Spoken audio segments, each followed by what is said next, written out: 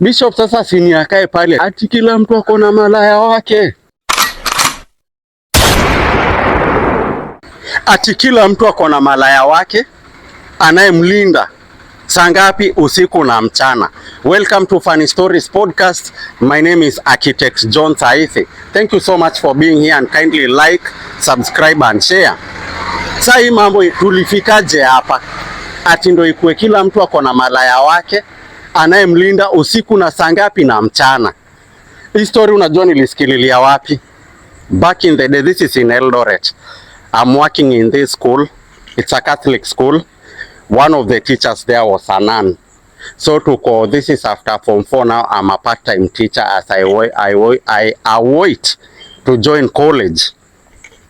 So tuko tu pale staff room tu ma story nini chai ya saa 4.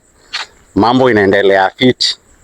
Sasa now this Catholic nun tells us there was this particular Catholic bishop.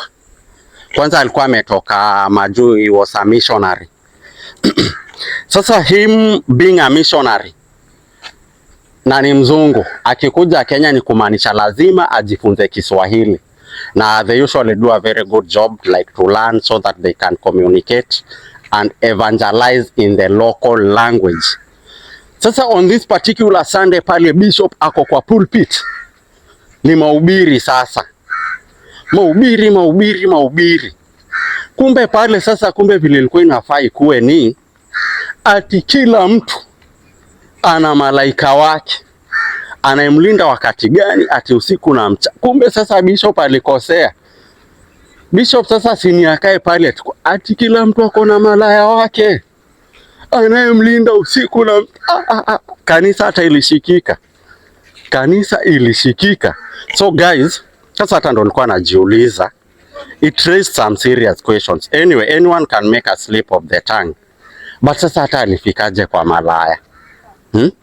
Lakini tena pia pale unaweza muelewa juu malaika na malaya. Lakini the same thing on the same sentence haiwezi. Hiyo ni it's like day and night. Malaika na malaya.